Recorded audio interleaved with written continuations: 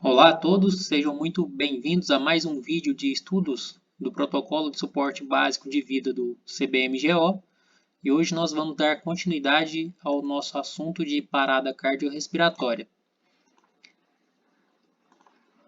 Nós vamos iniciar hoje, dando sequência a esse assunto, vamos iniciar o quarto ponto aqui, que é a conduta a RCP em emergência traumática.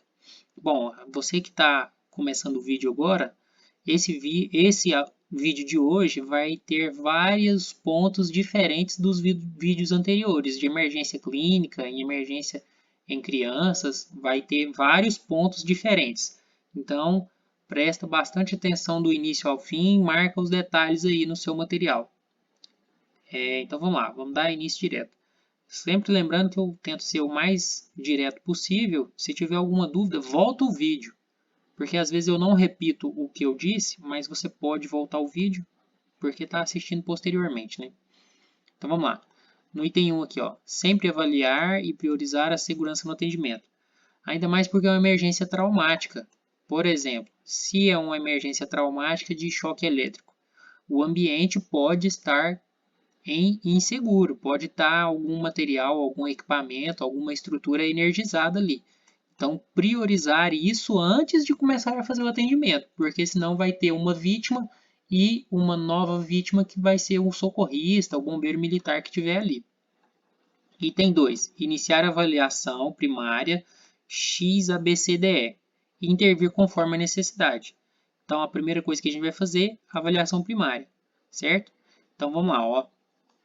Posicionar a vítima em decúbito dorsal e superfície plana.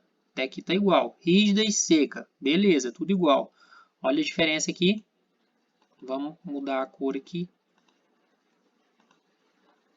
Mantendo a estabilização da coluna cervical com as mãos e posteriormente os joelhos. Certo? Novamente aqui, ó, o item 4. Priorizar e controlar grandes hemorragias. Qual letra que é essa? É o X. As grandes hemorragias. O item 5. O atendimento para a parada cardiorrespiratória inicia-se na letra A. Tá vendo que aqui tem o protocolo se contradiz, certo? Porque aqui está falando que vai controlar as grandes hemorragias, que é o X. Porém, está dizendo que o atendimento à parada cardiorrespiratória inicia-se na letra A. Tá? Então, a ocorrência em si, o atendimento inicia-se desde aqui, ó, desde avaliar e priorizar a segurança. Vai começar a avaliação primária? O primeiro item aqui é o X, certo? Vai estabilizar, colocar a vítima lá, já estabiliza a cervical. Então, já passa para a letra A. Aí volta aqui, ó, controlar, né? Priorizar as hemorragias e depois inicia-se o atendimento na letra A. Então, há uma certa contradição aqui. Ficar bastante atento ao que está pedindo em determinadas provas para vocês saberem o que fazer, certo? Lembrando que é emergência traumática, trauma, tá? Então, vamos lá. Item 6. Avaliar a responsividade da vítima. Avaliar a responsividade da vítima.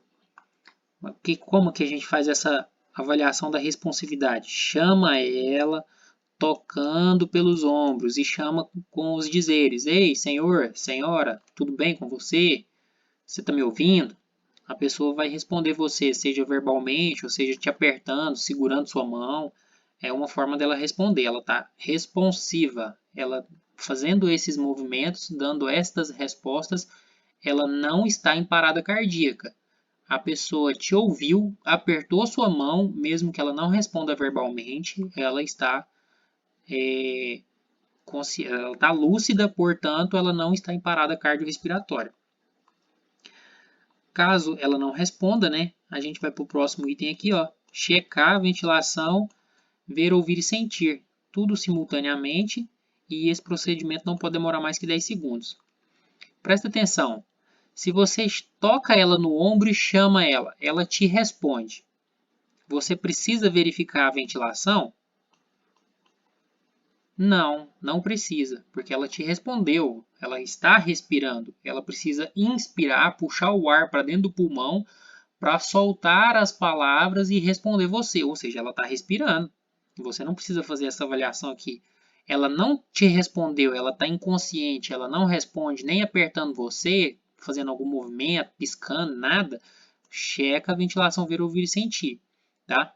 Se mesmo assim, ó, vítima não estiver responsiva, não apresentar pulso, porque aqui você avaliou o pulso, não apresentar pulso e sem ventilação, ou ventilação anormal em gasping, que é aquela ventilação sufocante lá, vamos dizer assim, agonizante, o que você vai fazer? Ó? Observar e contextualizar a parada cardiorrespiratória com a cinemática do trauma. Como é trauma, pode ser qualquer coisa. A pessoa estava jogando bola, tomou uma bolada no peito e caiu inconsciente. Pode acontecer. A pessoa estava pintando e aquela haste que a pessoa segura para fazer a pintura encostou nos fios da rede de alta tensão, nos fios do poste, né? Estava pintando um sobradinho, alguma coisa, e aí ela encostou lá, tomou um choque e acabou tendo uma parada cardiorrespiratória. Uma outra situação, a pessoa sofreu um acidente de trânsito, perdeu muito sangue, começou a entrar em estado de choque, que é a falta de, a falta de sangue, né, de líquido no corpo, para poder oxigenar os órgãos, o cérebro, coração e pulmão. Então ela entra em colapso e tem a parada cardíaca, tem a parada cardiorrespiratória. Então são situações que podem acontecer. Então esse contextualizar aqui é justamente isso, você descobriu o que aconteceu. Porque, como a gente viu aqui no começo, ó, tem que priorizar a segurança.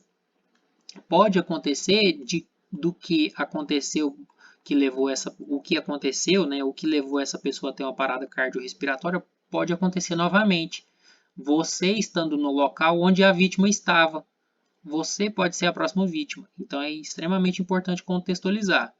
E claro, você sabendo o que provocou a parada cardiorrespiratória, você vai saber quais as atitudes que você vai tomar, certo? Então vamos lá. E você vai precisar saber. Você vai ver mais à frente nos próximos itens. 8. Informar ao COB, que é o Centro de Operações Bombeiro, e solicitar apoio de suporte avançado. Há cidades que não vai ter esse suporte avançado do Corpo de Bombeiros, mas pode ter o suporte avançado do SAMU. Pode acontecer esse apoio do SAMU, beleza? 9. Desobstruir as vias aéreas com o controle da coluna cervical. Se necessário, aspirar secreções e remover corpos estranhos. Desobstruir as vias aéreas, controlando sempre, né? Porque aqui vai estar com a coluna cervical vai estar estabilizada com as mãos e posteriormente os joelhos. Então, com a coluna cervical estabilizada, e aspirar as secreções e remover corpo estranho. A pessoa bateu o rosto e tem sangue na boca, tem vômito, tem que retirar para ela poder conseguir respirar. A pessoa estava chupando um chiclete, estava almoçando, tem um pedaço de carne, algum alimento na boca, ela usa prótese e está com essa prótese na boca, uma dentadura, tem que retirar para a pessoa conseguir respirar. 10. Inserir cânula orofaríngea. Essa cânula a gente viu na questão da parada respiratória, o que é a cânula, como colocar ela, a gente viu uma imagem, pode olhar lá no vídeo que está lá, tá? Então a pessoa está inconsciente, certo? Inconsciente, cânula orofaríngea. Inicia-se as ventilações com duas insuflações, ventilação de resgate, certo? Tem o equipamento ali e vai fazer a ventilação, ou seja, utilizando o ambu com reservatório de oxigênio. Se tiver disponível, já conecta o oxigênio no ambu para poder colocar um fluxo de oxigênio para essa vítima ter uma concentração maior de oxigênio. Expor o tórax, certo? Isso aqui é extremamente necessário e em determinadas situações a gente tem que preservar a imagem da vítima, mas é necessário expor o tórax. Ou seja, quanto mais rápido a gente colocar essa vítima dentro da viatura para poder dar sequência no atendimento, mais tranquilo vai ser de fazer isso, porque dentro da viatura é um ambiente controlado. É possível fazer essa exposição sem que terceiros vejam a vítima exposta. Então, ó, dando sequência aqui no item 12, né? Se necessário, realizar curativo valvulado de 3 pontos e imobilizar objetos empalados. Não remover objeto. Então, vamos por partes. Esse curativo, vou mostrar a imagem para vocês aqui. Então, ó, o curativo são esses curativos aqui, ó. Ele não fecha em todos os pontos. Então, ó, tem 1, 2, 3, não fechou o quarto aqui. Então, são 3 pontos. Por que é necessário isso? Porque acontece o pneumotórax. Quando há, aqui tem até o objeto cravado aqui, ó. Quando há alguma lesão nas pleuras aqui, ó, que envolvem os pulmões, entra ar através dos orifícios que foram feitos das lesões e o ar pressiona o pulmão, não deixando com que o pulmão tenha expansão normal, certo? Então, para que serve o curativo? Quando a vítima inspirar, ele vai vedar o orifício. Então, essa ponta aqui, ó, essas pontas, né, aonde que fica o espaço, assim, ó, ele vai vedar. Então, vai vedar aquilo ali e a pessoa vai conseguir encher o pulmão com ar. Quando a pessoa expirar,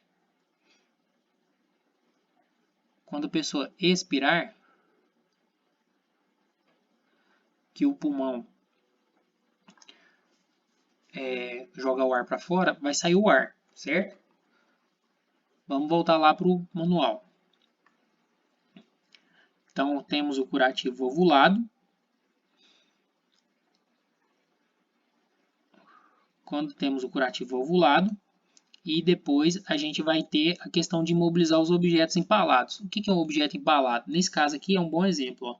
A gente tem um objeto fixo aqui, ó, fixo, e a gente não pode retirar ele. Então o objeto está empalado, a gente vai fazer curativos em volta. O objeto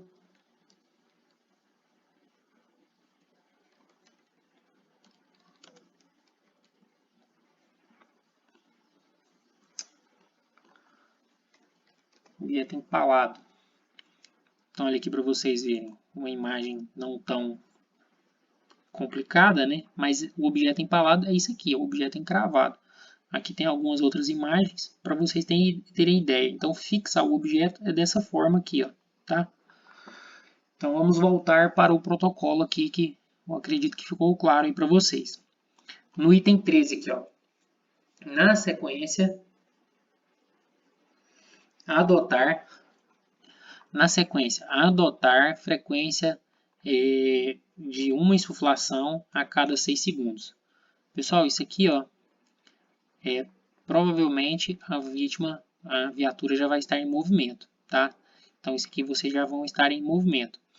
Expôs o tórax da vítima, vamos lá, ó.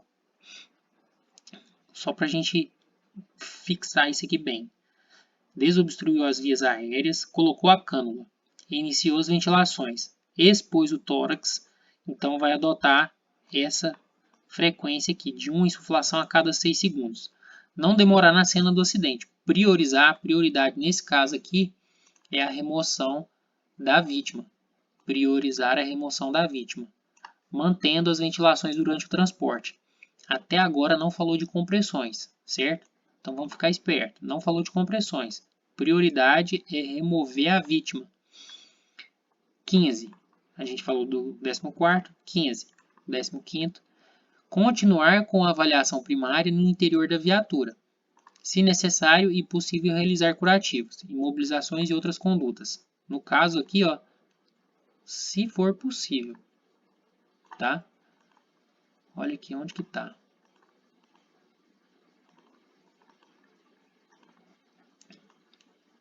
Se necessário e possível, realizar curativos, imobilizações e outras condutas. A massagem dentro da viatura em deslocamento, certo? 16º. Se houver retorno da circulação espontânea, seguir o protocolo de cuidados pós-RCP. 17º. Prevenir choque e fornecer suporte ventilatório, conforme demanda. 18º, realizar avaliação secundária se a vítima estiver estável. Então, caso a vítima retorne, né, à circulação espontânea, vai ser possível fazer a avaliação secundária, ou seja, ela vai estar estável. Mas caso contrário, não tem jeito de fazer a avaliação secundária, porque a vítima vai estar instável. 19º, estabilizar e priorizar a movimentação em prancha scoop, elevação em cavaleira e rolamentos. Tá nessa ordem aqui, mas durante o atendimento, isso aqui já é feito aqui, ó. Só para vocês terem uma ideia. É feito aqui, ó. Estabilizar, coluna cervical com as mãos, tal. Colocar ela em decúbito dorsal na superfície plana, rígida e seca. É bem aqui que a gente faz aquele procedimento da estabilização na emergência. O 19º aqui, ó. Da emergência traumática. 20º. O manual é o que cai na prova. A realidade é diferente. O manual cai na prova. Concentra no manual. Observar o algoritmo de restrição de movimentos da coluna. 21º. 21º. Informar as condições da vítima ao centro de operações. Pedir suporte avançado e transportá-la para o hospital de regulação. Isso aqui está repetindo a informação anterior lá, tá? Agora, todos esses próximos pontos que a gente vai falar aqui, ó, são pontos de atenção, beleza? São pontos de atenção, são exceções. Presta atenção nessa parte aqui também. A massagem cardíaca durante a parada cardiorrespiratória traumática não é proibida, Todavia, não é prioridade na cena. A gente viu que ela pode ser feita aqui, ó, durante o transporte, se necessário e possível. Não é prioridade na cena, devendo priorizar as ventilações, a prioridade é as ventilações com as vias aéreas pérvias. O que é essas vias aéreas pérvias? Você provoca as vias aéreas pérvias quando você faz a desobstrução, faz a aspiração de secreções e retira objetos que estiverem obstruindo as vias aéreas. Você torna as vias aéreas limpas e pérvias. No caso, elas vão estar propícias para a respiração. Caso a vítima tenha alguma dificuldade, você está tirando todas as circunstâncias que podem estar bloqueando essa respiração. O deslocamento rápido, né, a prioridade o que a gente deve priorizar? As ventilações e o deslocamento rápido ao encontro de suporte avançado. Esse suporte avançado aqui pode ser o hospital, certo? Em locais que não tem outra viatura de suporte avançado, o suporte avançado nesse caso vai ser o intra-hospitalar. O item 2 aqui, ó, foi o primeiro. O 2. As principais causas da parada cardiorrespiratória no trauma contuso ou penetrante são hipóxia, que é a falta de oxigenação nas extremidades, hipovolemia, que é a baixa quantidade de sangue no organismo da pessoa, o tamponamento cardíaco, alguma obstrução do coração, das válvulas e artérias que ligam os corações, das veias e artérias que ligam o coração, e o pneumotórax hipertensivo, que é o que eu tinha falado para vocês lá sobre o tórax, o pulmão não estar contraindo e expandindo. Ele vai estar só contraindo. Toda vez que a pessoa fazer os movimentos de inspiração e expiração, o pulmão vai comprimir cada vez mais o músculo cardíaco, impedindo com que a pessoa tenha uma respiração normal, e também a questão dos batimentos vai cada vez ficar mais difícil, certo?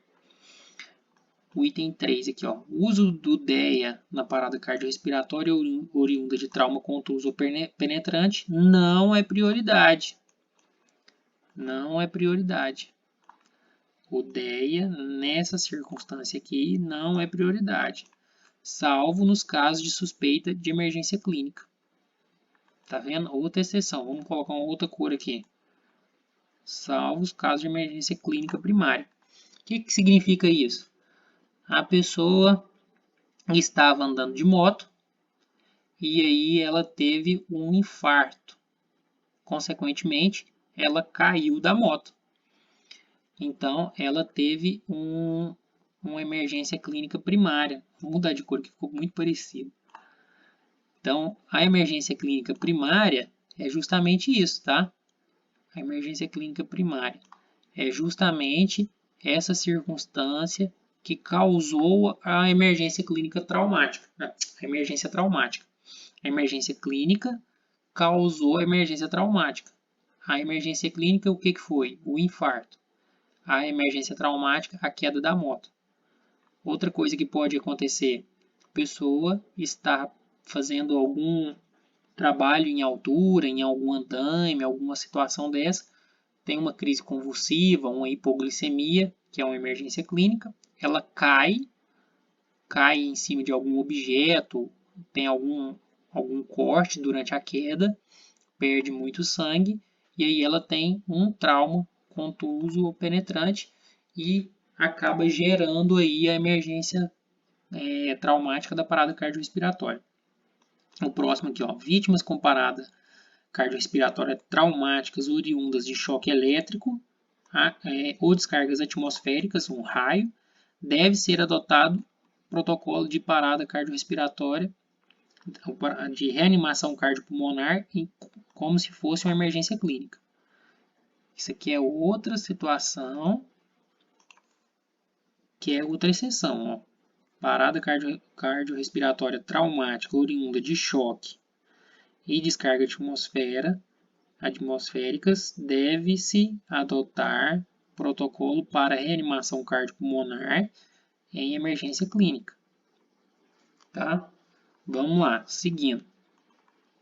Vítima de parada cardiorrespiratória oriunda de comótio cordis ou trauma crânioencefálico, cujo DEA sugere choque, deve-se adotar o protocolo para RCP, reanimação cardiopulmonar de emergência clínica. O que é esse comótio cordis? É um choque, é uma morte, ó, comótio cordis, é a morte súbita por arritmia cardíaca provocada por impacto de um objeto contra o lado esquerdo do tórax, sem que haja fratura. Aqui tem uma imagenzinha dando alguns exemplos do que pode acontecer. Uma bola de futebol, uma bola de tênis, uma bola de futebol americano, um soco, um murro. Tá? Aqui tem uma outra com aquele disco de rock. Então acontece um impacto lá no tórax, atinge o lado esquerdo do tórax e acaba causando uma lesão no coração. Tá? Então, isso é o comótio cordis. Esse outro aqui, ó, ou trauma crânioencefálico, aí já está até falando, crânioencefálico. Há uma lesão na cabeça e no cérebro, certo? Cujo DEA sugere choque, deve-se adotar o protocolo de RCP de emergência clínica. Esse eu vou deixar amarelo mesmo. Então, nós temos um vermelho com um verde mais claro, que era para ser um azul, porque virou amarelo com verde. E esse último aqui, de amarelo mesmo, que é outra exceção, certo? Próximo aqui, ó. Todas as vítimas em parada cardiorrespiratória necessitam de assistência e de intervenção do suporte avançado de vida, devendo ser reportado imediatamente ao centro de operações, para deliberação do médico regulador. Como eu já até havia dito, em grandes centros tem o suporte avançado do Corpo de Bombeiros, próprio do Corpo de Bombeiros, mas em outros locais não tem. Pode haver nesses outros locais, em outras cidades, cidades menores, o suporte avançado do SAMU. Então pode ser BM, que é o bombeiro militar, esse suporte avançado, ou o SAMU. Tá? A gente não pode ter o ego de recusar atendimento de outra instituição, sendo egocêntrico, né? Mas a gente tem que ter a humildade de reconhecer que a gente precisa de suporte e apoio de outras instituições para poder fazer o melhor atendimento para quem está precisando, que nesse caso é a vítima. Sendo viável, estando disponível o serviço aeromédico, o bombeiro tem serviço aeromédico, deve ser designado para a ocorrência. Na ausência de equipes de suporte avançado de vida, do CBMG ou CIAT, deve solicitar apoio do SAMU ou de outro que garanta o melhor suporte à vítima. Então, a prioridade é o suporte à vítima, beleza? Bom, com isso a gente encerra a emergência traumática. Vocês viram que ficou bastante riscado aí o nosso material, porque realmente tem muitos pontos importantes. E o vídeo ficou até um pouco mais longo do que eu imaginava, tá? Caso tenha alguma dúvida, mande uma pergunta, algum comentário. E eu desejo a todos vocês bons estudos. Compartilhem o vídeo aí, se vocês estiverem gostando do material, comenta também, dá um feedback aí para a gente ir desenvolvendo melhor a questão desses estudos, certo? Isso não é uma aula, é um estudo, eu estou mostrando para vocês conforme eu iria estudar, vendo os pontos que eu consideraria importantes, beleza? Então, desejo a todos vocês bons estudos e fiquem com Deus. Até o próximo.